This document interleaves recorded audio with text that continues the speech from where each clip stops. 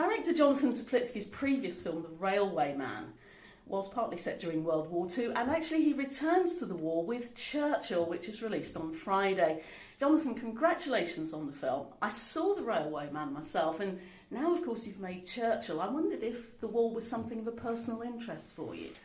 Not really. I never gave it a second's thought about making a World War II film, but having said that, it's sort of a mixture of coincidence that two happened in a row. But what I do look for is fantastic human stories, and The Railway Man was an incredible story of humanity and forgiveness, and both the two people at the core of the film were still alive, and so I had access and built a relationship with them, which was amazing. And this one is kind of not dissimilar in some respects, in as much as it's a very human portrait of Churchill, and a very, in a sense, exploring possibly some of the darker sides to his personality that fueled a lot of who he was at the time that the film takes place in.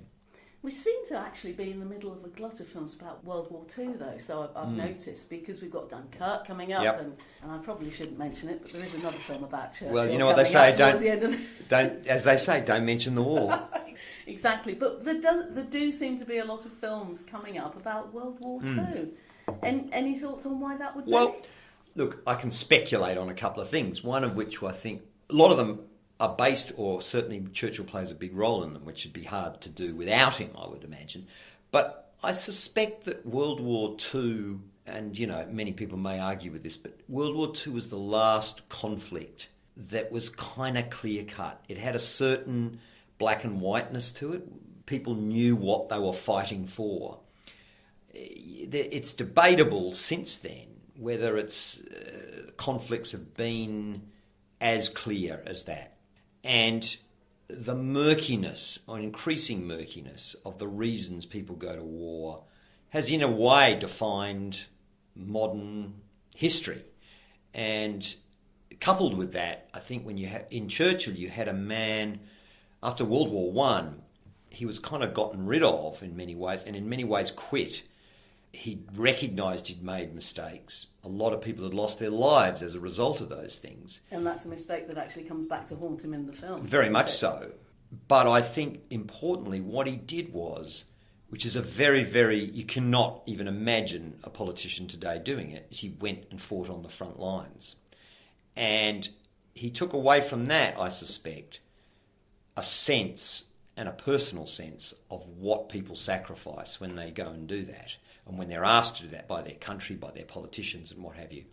Now, again, as I say, that's all pure speculation on my behalf, and that's not, I can't even begin to realise why in 2017 there's so many of those films, but I think coincidence plays a part, but I think there's a zeitgeist that swells towards something, and I think possibly that's what you're alluding to, and that's possibly what's happening now.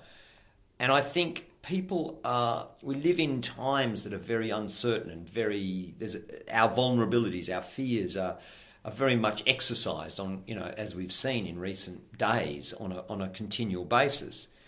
And the thing that I think in particular Britons remember, and those who were alive at the time, was just what a leader Churchill was when he led them through the Blitz.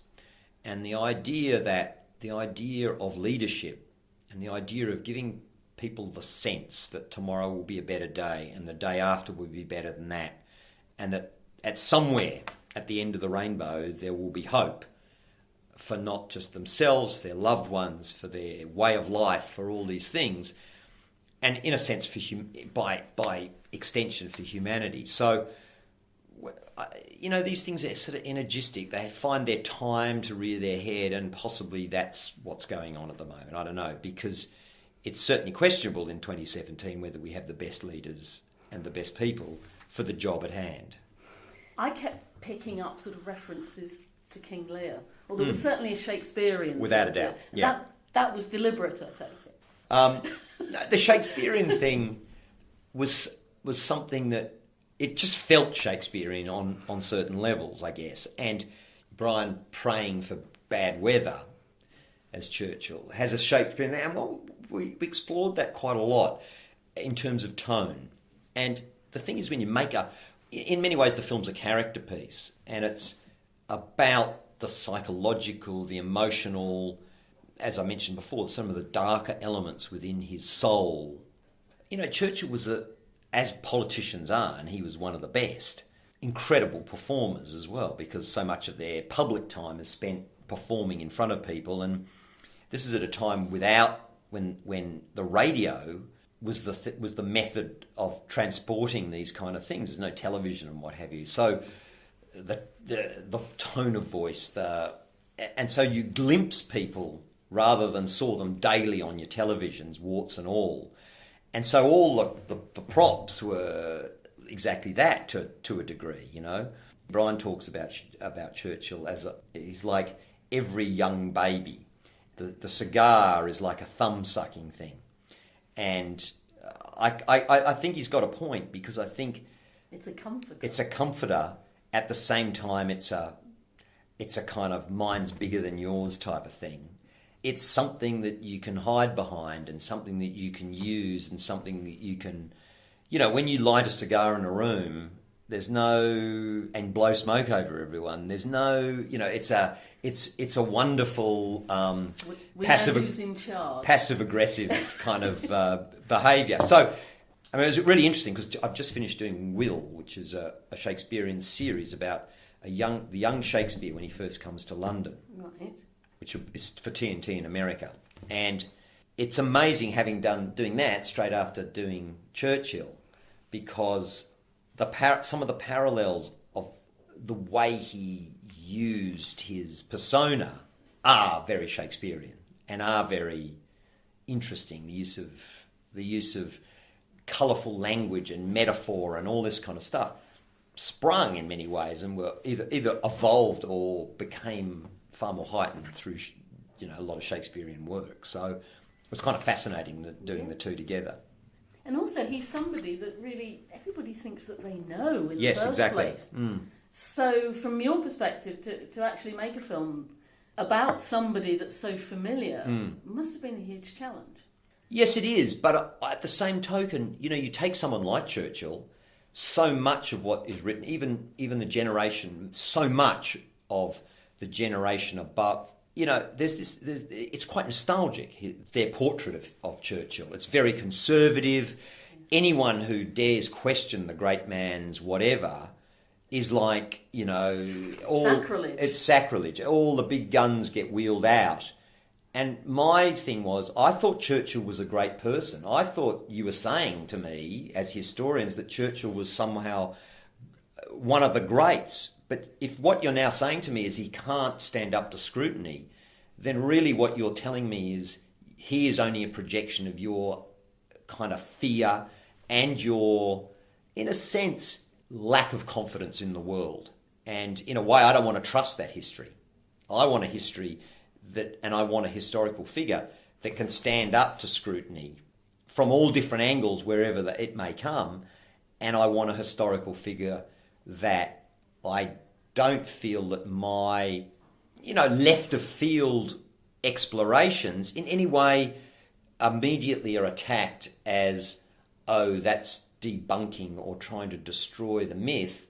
But that's not what we're trying to do at all. In fact, I actually think that by exploring the human being, us as individuals and us as a community can go in a much more realistic and truthful way. This person was someone of great substance, regardless of what your politics are. Someone of great substance who really did show what leadership was about at times, and that his achievements are all the greater for the fact that he was obviously an alcoholic. He was obviously suffered from extraordinary, you know, before depression was even understood, let alone sympathised with. It would have just been seen as a weakness. But I get the sense that there's this whole layer of historical, almost political correctness that goes, well, we can't talk about any of those things because somehow... didn't talk about those sort of things at the time. No, completely. And it's almost like that is a hangover in historical circles. You know, when did history become a science? I never know that history is written by usually the victors, and I don't think a word of history has ever been written without an agenda. So why... Back to Shakespeare again. Indeed, indeed. And so what a film can do is explore the emotional and psychological terrain of characters and give an audience access to that person and those events from all different perspectives and with a sharp, not definitive, but a sharp point of view. Jonathan Teplitzky, thank you very much indeed. It's a pleasure.